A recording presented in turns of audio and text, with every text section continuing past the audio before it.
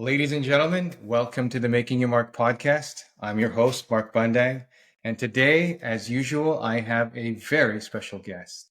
His name is Derick Kulibaba. Hi, Derick. Hey Mark, how you doing? I'm great. Yourself? Very good, very good.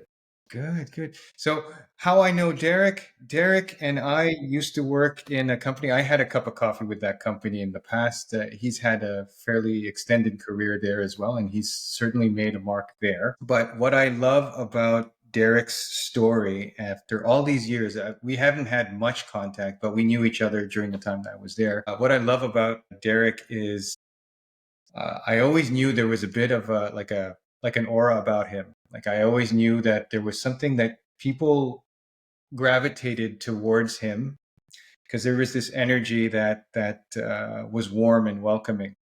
And so when I reached out to Derick, actually I didn't. I reached out to Derick just recently. It's in for this podcast. It was really I saw I guess I saw a clip of Seconds Out Boxing, which is the gym that Derick owns at the moment, right, Derick? So I was very curious. We got together, we talked a bit about his story, and it is super compelling. So I am very grateful, Derick, that you chose to share your story here on the Making Your Mark podcast.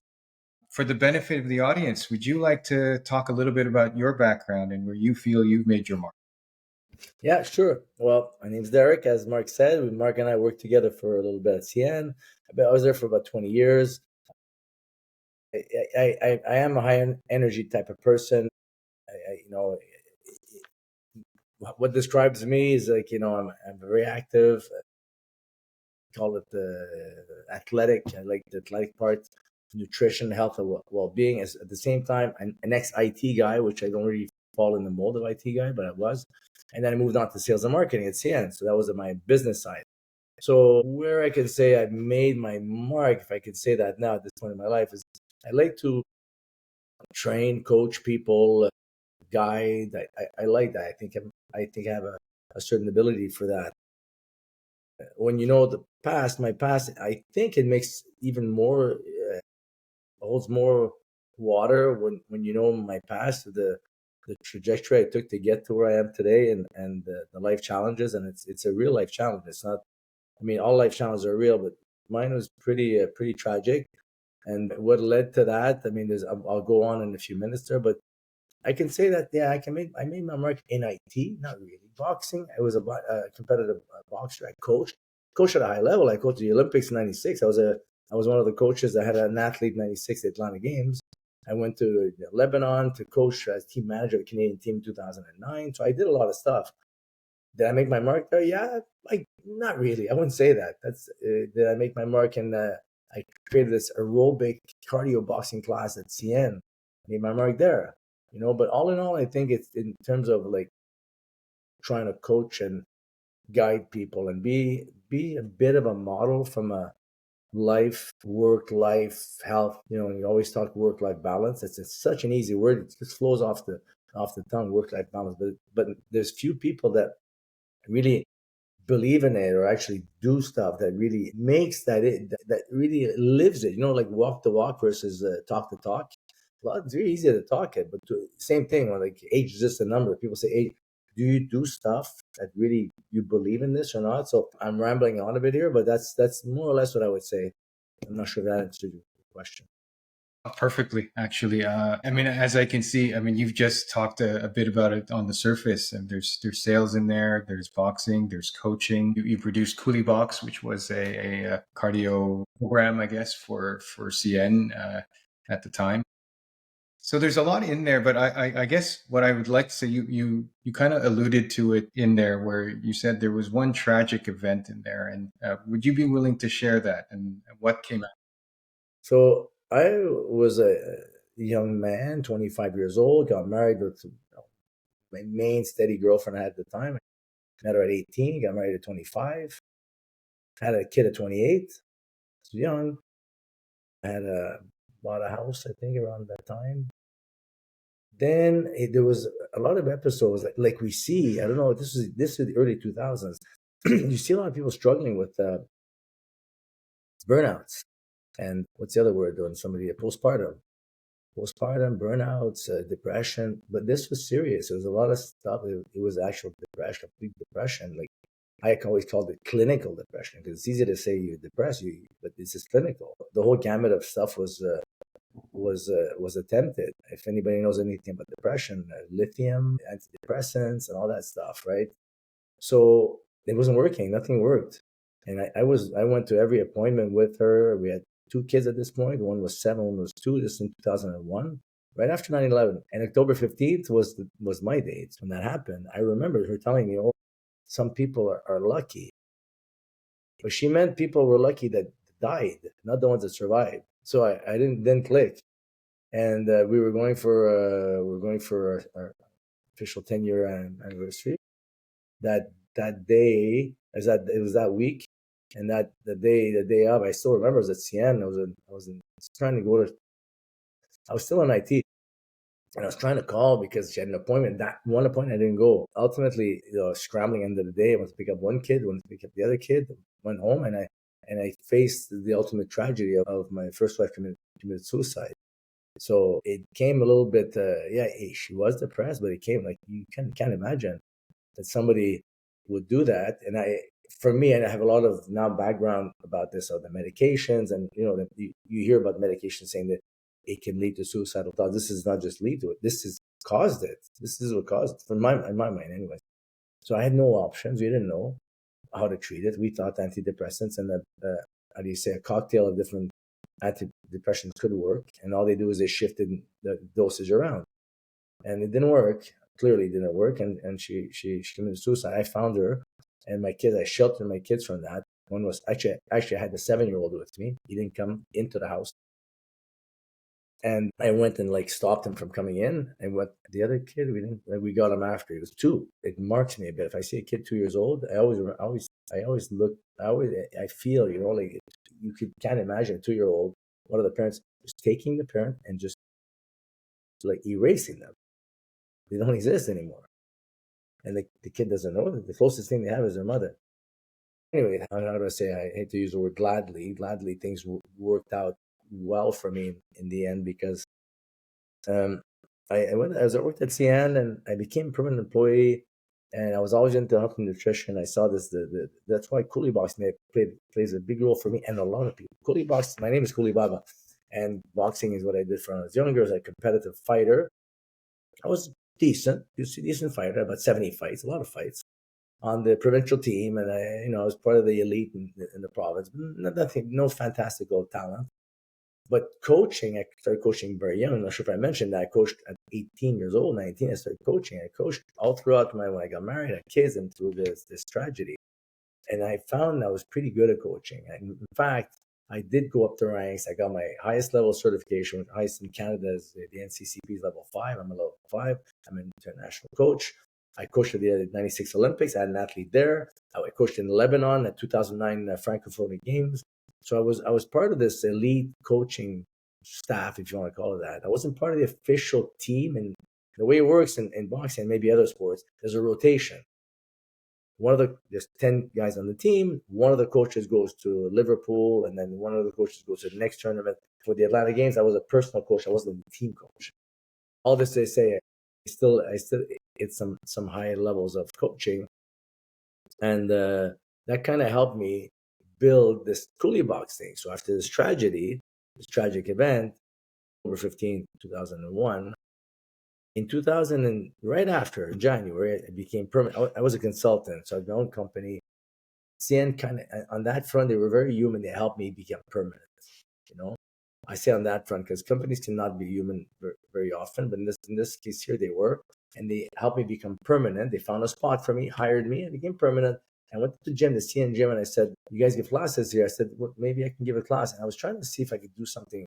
I needed some help to deal with everything I was dealing with, and it was very, very, very tough. If you can imagine, the 7 and 2-year-old, taking the train to go to work, doing your stuff, you're a bit in a how do you say, zoned out a bit, right? You're still doing your work, you're capable, you're functional, but you're not enjoying anything. Coming home, taking the train, getting off the train, taking the car, going to get one kid, other kid, get home, turn on the lights, start making dinner. I did have some help with my parents. at some points, but it's not always easy with that too. My parents were older back then too. So all this to say, at CN, I said, what about if I gave a class too at CN? And I tell you, everybody's the aerobic instructor, Pilates instructor, yoga instructors. I was what? Boxing. So you have no certification for the coach here. I said, well, I have these certifications. And the girl that ran the gym, she said, okay, I'll take a chance with you. Let's try. So we had two people the first class, two. Every other class had about 8, 10 people, small little gym. And this is 2002, 2003, 2004, 2005. I did it for like 10, 15 years. I tell you, at the end, now I'm fast forwarding, this was like a cult following. My son started working at CN. He goes, Dad, everybody's talking about this Kuli Box. I said, it was. I thought I was going to be the next Billy Blanks. This Thai boat thing. I was the next big thing, and I was really big thing at CN. And it's funny because I tell you, I don't know if you can imagine this little gym. You saw the gym, but people don't know. Little gym, corporate gym, a little room with aerobics. I tell you, it fits about, it was 10 comfortable, 15, 20. We had 50 in this room, 50. It was busting out. The locker rooms are full, and it was very satisfying for me because on one side it helped me out, on the one side, and everybody that did the class, not everybody, but this is the kicker. People come and see me with tears in their eyes. They say, "You don't know what you've done for me. You've how do they say this? You saved my life, or you've something like that. Like you've saved my life. You transformed my life." And it was amazing to hear this, right? It transformed their life. Like the life change. It was life changing for a lot of them. So much so that I was an account manager. Again, I'm fast forwarding. Went from IT, right, consultant to permanent employee, IT. And then I switched over to sales. Sales is a bit of my thing, I guess you can say. But selling rail. But they say salesmen can sell anything. But I guess I sold. I did okay. It wasn't my passion. I sold it. And when they brought new employees to the 10th floor, and you were there too, they would go, okay, this is Jean, and he handles the forest products. This is Marie, she handles whatever aluminum. But Derick, this is the Kuli Box guy. I said, no, but on this floor, I do it. No, but tell us about the Kuli Box. That's all they wanted to know. I remember. It helped people so much that made my mark that CN. My mark is CN was Kuli Box. They even did an article in the local paper, and it was very good. So that part was excellent along the course of the way. I mean, I'm not sure if you want me to keep going. Well, actually, I do want to ask you a little bit more about the transition from when your wife had died to when you picked up Kuli Box, when you started it out, right? Because you were looking for something.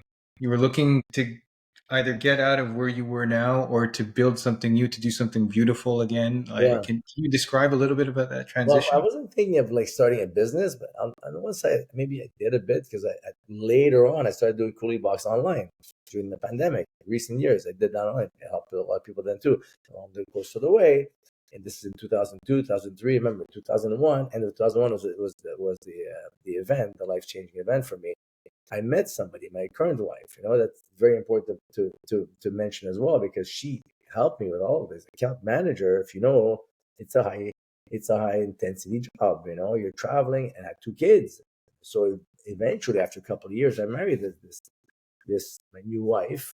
Then I told you before off air, 20 years tomorrow, 20 years. But so it's a big thing. It's a really big thing. And the way she took it on, she more or less after a couple of, I don't remember the timeline, I have it written down, but she legally adopted the two kids. We had a third kid, and we have now, I can say it's a fully reconstituted family. I don't mean any disrespect to my first wife, but we don't really necessarily have anything to do with that. We have cousins that we still talk to, but we don't like listen. The way I looked at things is I didn't want my kids to grow up with a ghost mom and a stepmom. That wasn't the way. It didn't work for me. In fact, it's funny because a month after, at the elementary school, another person took their lives, a man. And the woman, when I came into school picking up the kids, the woman, she would look at me and she said, "How do you do it?" I had a month on her, I had a month of time on her. I said, "Look, I don't." And to this day, the kids struggled. It was a big, big struggle. She couldn't move on. And it's not that I forgot. I just decided I had two lives. In my first life, it's like I was reborn, and I had another life. I don't believe in having, like I finished saying before, a ghost mom, and where kids start. Okay, well, mom, no, step mom. I didn't like that. I didn't think that was a good way to mend things. And in the end, it worked out very well in that respect. So getting back to your point, you said that if you looked at doing something, yeah, it was like you're such in a state of emptiness. It's like the way I looked at the beginning, it's like your right leg just, or your right arm just taking off just from one day to the next. It's there. It was always there. It's not there anymore. So it's emptiness that I try to fill with something. Then that I do. I train. People that know me, they know I like to train. So I train, yeah, but how much training can you do? Then I train, and then when you train and you have people with you, then it's even more satisfying. And then the comments are coming. It's not for vanity reasons, but it's just very, very nice to hear that you're helping people. So why not continue? So it did lead to, we're going to get to this in a few minutes, but it led to current day. As at CN. CN is like this machine, This, it doesn't stop, and you know this. Yes, they talk about work-life balance, but that's talking. Anybody can say it, and it's easy to say work-life balance, but it's not easy in this day and age. We're spending more, we're making more. There's a lot of stuff. I think that dual income. You have two cars, you have a house to pay. Kids in private school sometimes. Some people do this. It's very expensive. So what do? You got to keep that machine turning and running. At what cost? It's a very big cost. So now for me, if you allow me to go on, I'll go on. I don't work at CN anymore. I left about 2 years ago, pre-retired. It was the retirement age. And this is, I guess you can say, the lesson for me. I started this gym called Seconds Out Boxing in the west side of Montreal. And again, we're doing pretty well 2 or 3 years in. First, what I wanted to initially, me with my, how do you say, multitasking and thinking I can multitask. We all do. I'm a very good multitasker. Okay, maybe. There's always something that pays the price for it. So I thought I can do CN, account manager, and run the gym at the same time. So believe it or not, I had it. Mm. I got a place, I invested, got everything. If you see the gym, it's like a full-fledged, it's like a gym from the movies, right? The ring, the bags, and everything. And a little office I built. So I would give a class at 6:30 a.m. till 7:30, then shower, then put my shirt and tie and be on Zoom call, because at those days it was all working abroad, right? It was the pandemic. So I would do meetings like this in the gym, all fuzzy in the back, right? The background.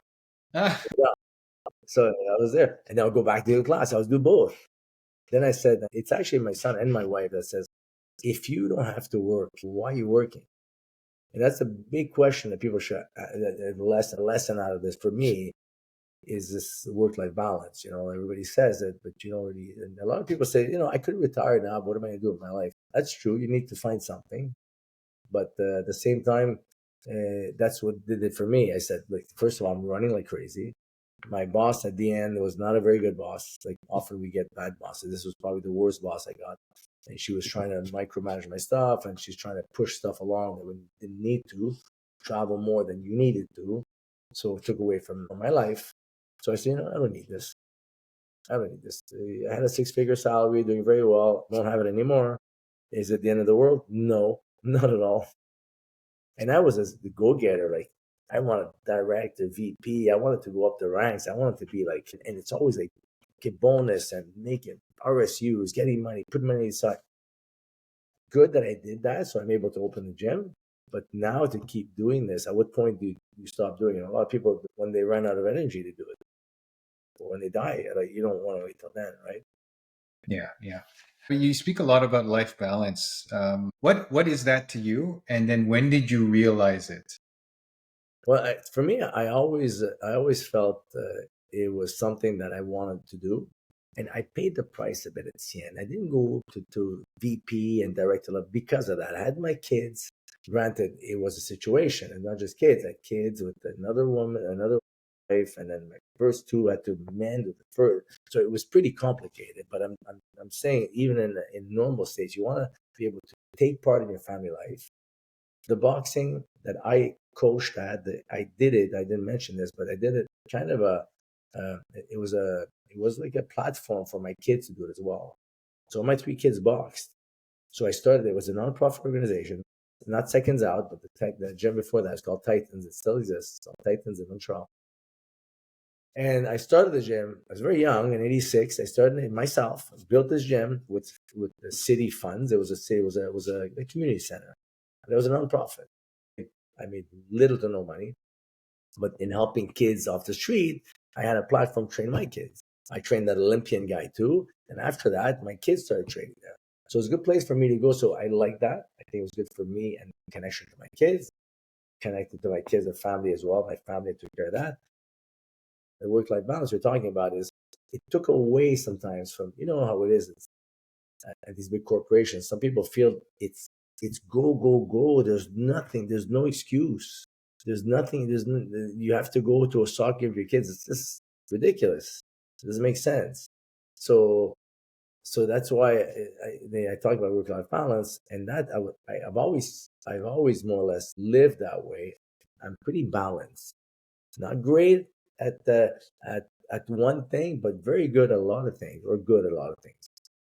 Now I'm taking the work-life balance to another level. So I did that in the corporate world. It's still account manager. I managed like $250 million of revenue. It was a big accounts, and I was doing a work-life balance compared to my colleagues at CN.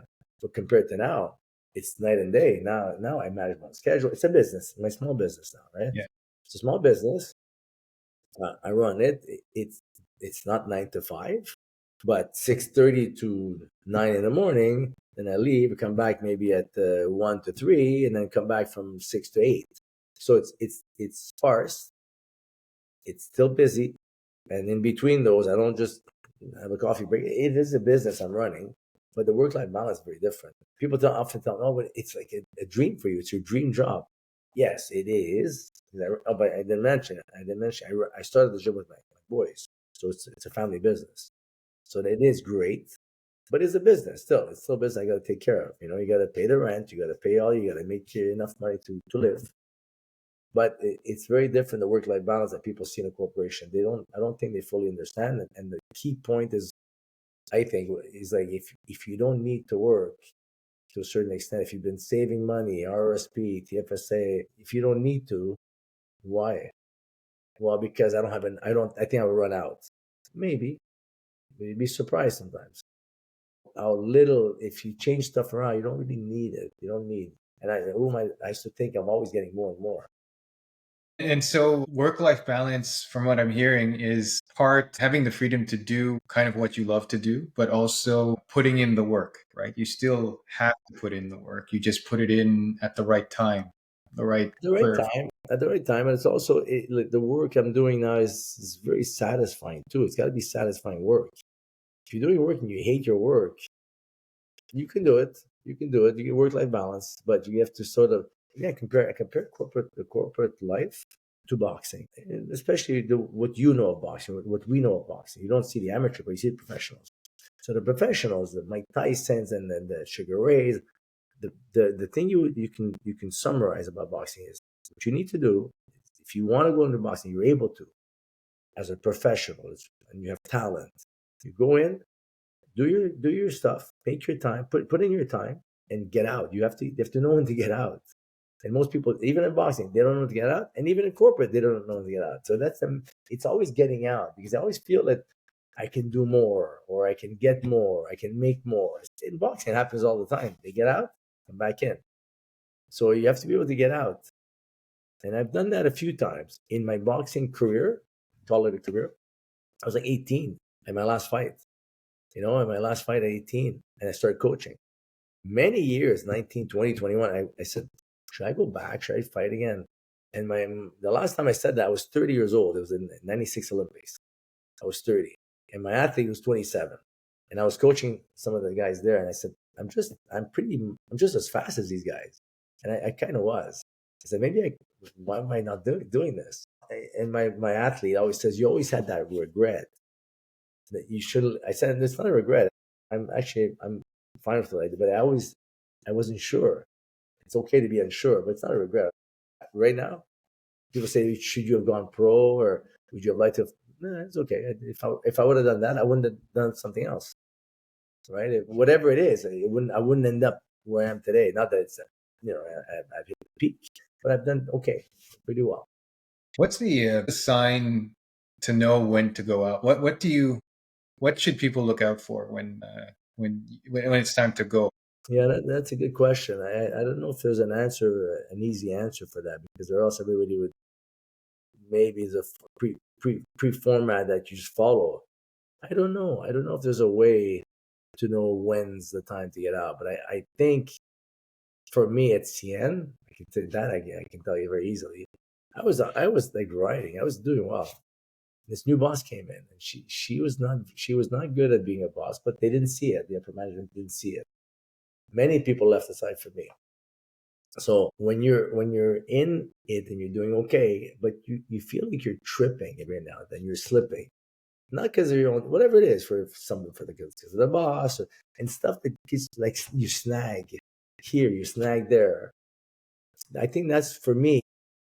I think that's what it is. I think that's probably a good advice to somebody. If you every now and then you trip up, or not because of your own mistakes, but something happens, on a semi regular basis, where you snag, you slip up, you little, and it's not mistakes per se, but like for me, like I said, I tried to open the business at the same time as CN, and there was little hurdles, and not easy hurdles that I would trip up on this hurdle.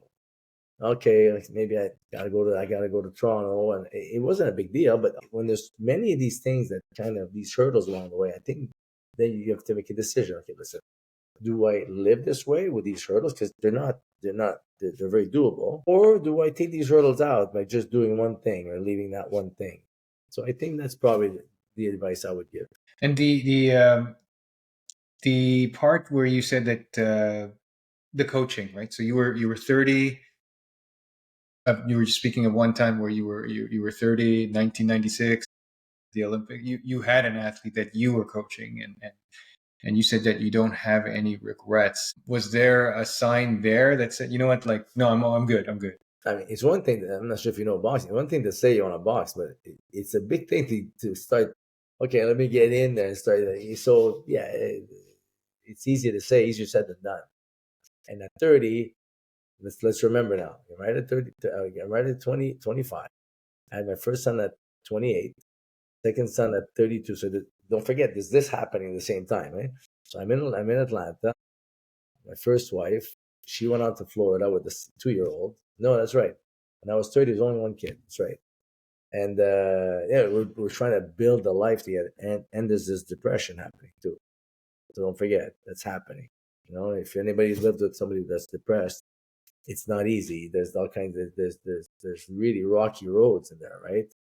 So I was able to go to Florida, sorry, to Atlanta, and my late wife, she went on with the baby, my oldest now today, to Florida to see her aunt, while when I transitioned in Atlanta, and then went to meet her in Florida, and then came back.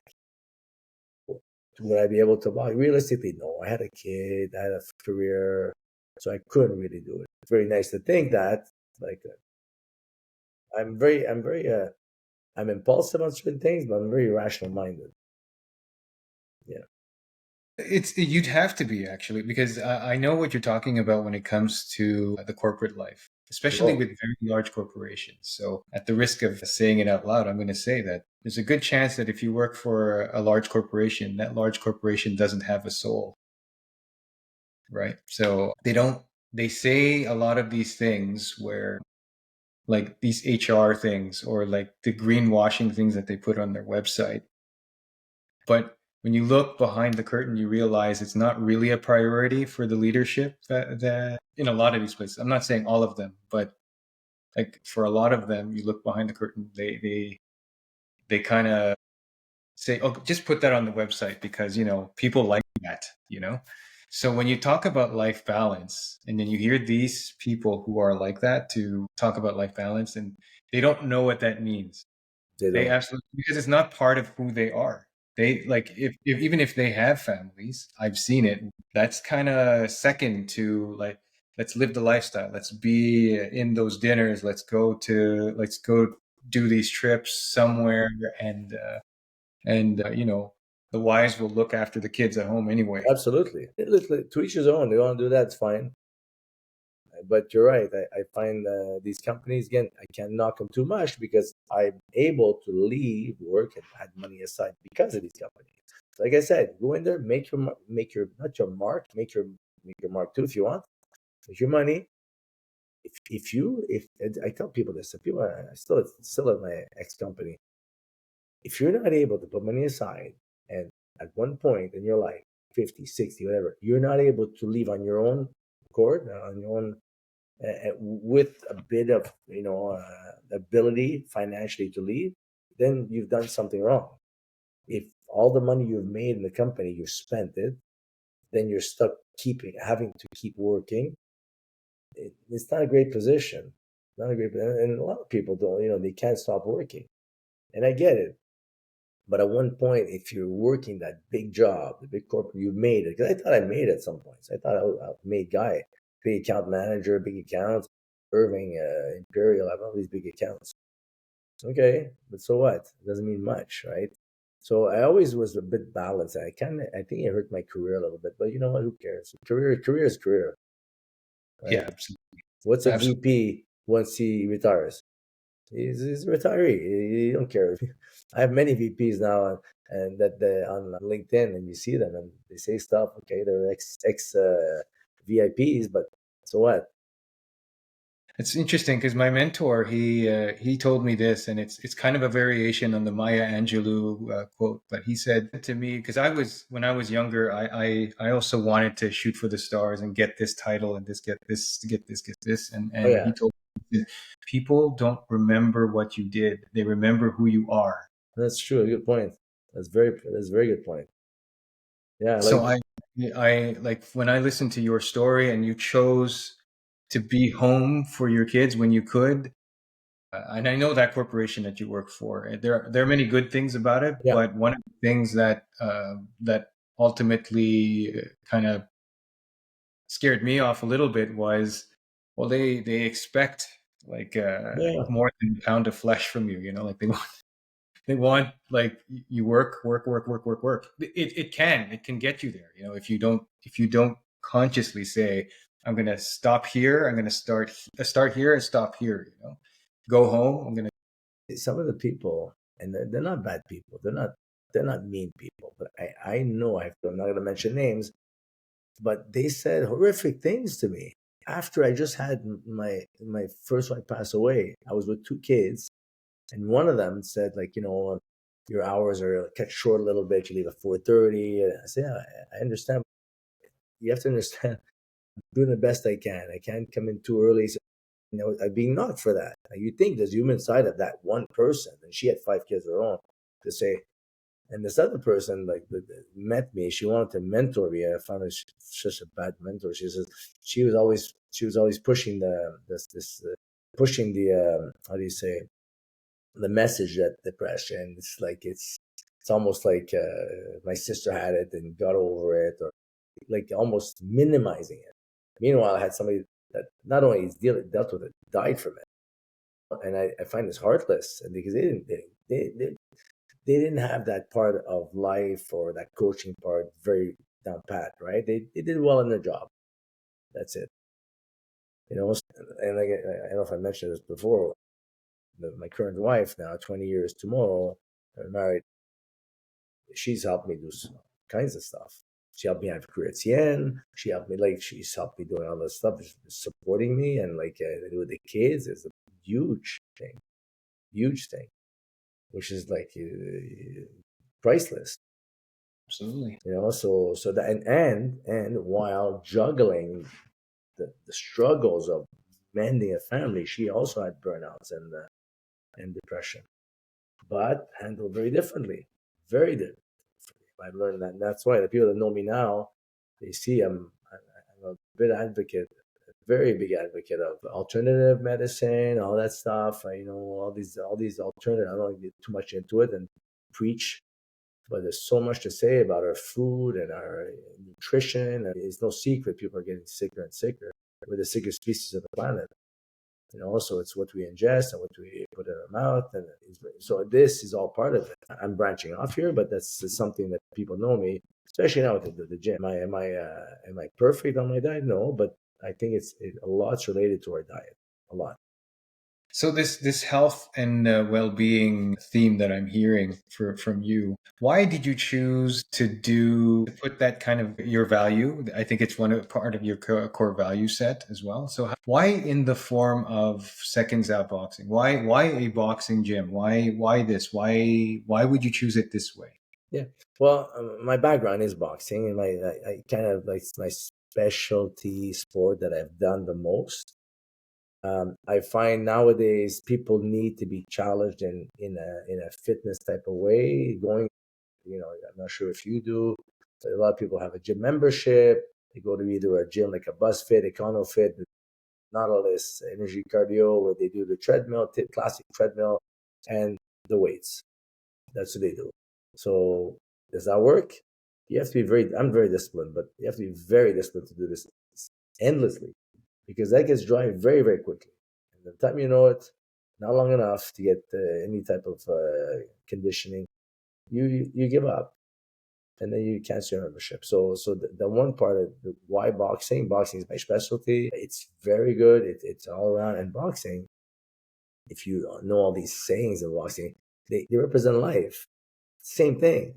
Never hit somebody when they're down. When you get down, always get back up. Don't hit somebody behind the head. There's all these analogies in boxing that mimic or they're mimicked in life. It makes so much sense. So why would I have picked another? Or first of all, I don't have the specialization. Secondly, it doesn't correlate to life, and I like that part. I like to be a little bit, how do you say, preachy in a way about how we are in life. That's my coaching side, right? How to find that balance and how to be able to have a good life, health, and wellness, and at the same time make a living. We have to remember that making a living at these big corporations, you pay the price. So you do it, you do it, you do it, you do it. Higher up you go, the more involved you get, the more it takes out of you. Then you got to get out, as you said before. Absolutely. So for what you're doing now, I like what you said. So you're doing something meaningful and then you're making a living out of it, as opposed to I want to own a business and I want it to make money, and then this just happens to be how I can do that. Yeah. Well, right now, I'm not, compared to be completely honest, I'm not making a huge living out of it. It's paying my bills, making a bit of money. But I'm okay with it. It's been 2.5 years. I'm okay with it. And that goes back to the statement: if you don't need to work, why are you working? Sometimes we overshoot stuff, or we overspend. Maybe you can say that too. Like by the biggest house, you change house for a small, bigger house, better cars, kids in private school. Then you have to. You're the hamster running after to keep up with this. Do you need that? I don't know. I have to say you don't, but who am I to say? Like, do you need to have your kids in private school? Maybe, maybe. Again, I'm not gonna criticize anybody that wants to put their kids in private school. They could do that, but I would price. I would price. There's a price to pay for this. You talked about a little bit before the event of your first wife. You talked about that very major event, and then you kind of talked a little bit about after with sales, being this national account manager and having these big accounts to now transitioning into, well, actually, it's been several years now, into something like Seconds Out Boxing. I mean, that's a very rich, if I just say it, just that one bit, that's a lot. That's a lot that you did, like Yeah. a lot. And some would say that's like more than what an average person might have accomplished in their lifetime as well. So, is there any overarching advice that you want to share with our audience that comes from this experience? Well, at the sake of repeating what I said before, it's very important to that point about trying to. I'm not saying you should change your life to spend less, but sometimes we just get caught up in what we feel we need to do. But let's just remember there's a price to pay for this. Whatever it is, there's a price to pay for this. We all have 24 hours. So, it all goes back to like being taking care of yourself. You're in an airplane.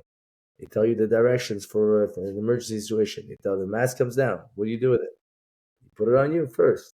Then you take care of somebody. You can't take care of anybody else. Take care of yourself first. So that's for me. It's crucial. People, you see my overarching uh, advice to anybody is especially the health and wellness more than anything. Take care of yourself. No, no, but I eat well, relatively well. Everybody says that, but really, really take care of yourself. And that's where we're going. We're in that business now. We're in that business. I call it a business, but it's not a business like corporation. It's a small business. We're trying to make a bit of money, and hopefully do better and better. And it's okay. It doesn't do millions of dollars. That's okay. But as long as it does decent, I'd like to do better financially with the we have 200 members now, which is very good. Small little gym, 3,200 square feet in West Island, Montreal. It's a beautiful place. People love it. People think it's a great community. It's a family-run business, and the whole thing. They love that part. So it's fun to see. I always have these stories, about people that come in and they have these stories. And I'm fascinated with it. The young girl came, 15 years old. She comes to the gym a lot. Stopped coming. She walked by the door, and I always like I'm pretty militant. You know me a little bit. I'm militant in my training. No, let's go. Come on, you can do more. And she comes in and she's like a little sad. She's only 15. She said, I can't come. I can't focus. She had troubles at home, big troubles. I didn't get into it, but she had big troubles, maybe family splitting up. And I said, listen, if you want to come, she wasn't a great fighter, but she wanted to. But she always bled, so I always took her out of the ring when she bled. So you can't keep bleeding if you're gonna keep fighting if you bleed. She, no, no, I'd like to keep going. And sometimes she'd come in back when she was coming. I would say you can't get in. Wait, you just started back. You got to start training first. Very hard on her. And she's all sad. This time she came in and she talked about this. She says, I can't come. And I live at my grandmother's. And I said, love to come. And I said, and she gave me a big hug when she left. She said, I really like you guys. I want to come back. And I said, listen, if you want to come back, because it's an avenue, it's an outlet, it's a kind of a how do you call it, like a sanctuary for people. It was for me, anyways. The gym was sanctuary. Stuff goes bad. Come, even you want to get in the ring, get some fresh air. I'll put you in right away. And she thanked me, she hugged me, and then 2 weeks ago, I know that was maybe 3 weeks ago. 2 weeks later, she started coming to the gym now, and now she started to come back. And again, she walked in. I don't know her very well, but she seems so. She seems very. And you find out stuff about their stories, right? Not because I'm prying, but they just feel compelled to tell you. And there's a bunch of stories like this. There's many stories like this where it just feels very satisfying. Like compare this to the reports I did for my boss that wanted a report. It's like a joke. It's ridiculous. It's laughable. And the thing is, if the comparison I put is this, people don't understand. They don't understand what it is to work in these conditions and then leave. And you look from afar at these conditions. It's like, I'm not sure if anybody can relate to this, but I certainly can. It's when you have no kids and you don't have any kids, and people have kids that tell you about this, say, "Oh my God, this, and that," and you have no time. And you go, "No, no, no, I get it. I'm busy too. I'm busy. You have to tell me how busy. I'm so busy. I kind of can relate to you with kids. I have no kids, and then you have kids, and then this revelation comes. Okay, it's not the same. No, no, no. So the same thing with leaving a company. I left. I'm happy I left. I'm more, believe it or not, I was thinking sometimes maybe going back because six-figure salary. Maybe I see people that make six-figure salaries. And maybe I should make six-figure. Me too. I made it. So I was open to this idea. And every now and then somebody take, hey, we have a possibility. I'm not interested at all. Not interested. I mean, the money maybe, but yeah, it's okay. But everything else, the money aside, there isn't Nothing. anything there. Nothing. I mean, I told you, I thought I made it. I would travel wherever I wanted. I would book my stuff, nice restaurant. I mean, I wouldn't overspend. I love to go, even the keg. Sit down, glass of wine. I'd watch the game. I'm alone in Toronto for customer business. It's fun. I thought it, but it's not making it all. It's nothing. It's really nothing. When you get fed up with it. Even all the hockey games, I used to go all the time at the lodge. No, I don't. Well, I don't want to go. I mean, I'm not knocking anybody that does it. Granted, you do it, you do it well, you want to do something well, but you just have to keep in mind the perspective on everything else. There's a price to pay for when you throw everything at something. If someone hears this story and or hears your story and they feel compelled to reach out or maybe visit your gym or anything, how do they reach you? Well, I'm very accessible. I mean, I'm on Facebook. Today, these days, first of all, my name is Kuli Baba. Nobody's got that name. Very unique. That's the first thing. Search up Kuli Box, you'll find me. Seconds Out Boxing is West Side of Montreal in DDO. I would love to hear from people that want to share anything, they want to help with something. I'd love to hear that. But if it's part of my business, my gym, good. If not, it's okay as well. It doesn't have to be that. People come in and chat all the time in the gym. So I don't look at it to the business side. But I find it's a good place. It's a really good place. It's really friendly. It's a good vibe. It's a good energy. Today we had 35 people this morning in one class. It's so fun. I mean, I just love it. I know a lot of gyms is fun. We're not the only one. But there's something behind ours, right? There's me and my family and my story behind ours, which is very, very human. Very human. We've been through some human struggles. Does it make a difference to a gym? I think it does. I think it Absolutely. does. Absolutely. If somebody's been through life challenges the way I have, I think it makes a huge difference. There's a bunch of stuff we talked about, so there's a lot of stuff. That's why if somebody would like to talk and somebody just talk or come by and see us or sit there, boxing gyms are renowned back in the day for having people just come in and sit and just soak it in. We don't have many of those. We still have some, but I remember when I used to box, there's a champion boxing club on Saint Michel and Belanger. All these old men would come in. Back in the day, smoking and coffee was inside. They would smoke in the gym and have a coffee while we were training. It's funny because then you can barely smoke 50 feet from whatever, 10 feet from the building. So yeah, if anybody wants to, I'd love to. I like to chat. You can tell I like talking. I can tell. And that's probably why this is a really great episode of the podcast. So, Derick, I want to thank you from the bottom of my heart. This is a really heartfelt human episode. And I'm going to put this out everywhere so everyone can kind of see it on some of the major platforms as well. I'll put your contact information in the description and they'll know where to find you. Thank you so much, Mark. It's been a pleasure. It's always nice talking to you. I loved working with you when I had a chance to. But now, next step for us, come by the gym. Okay. One day. I'll be waiting for you. Thanks. Take care. Take care. Hey, thank you very much. If you made it this far to the end of the podcast, I really want to thank you from the bottom of my heart. You know, we're just starting out, so it would help if I could just ask one more thing of you.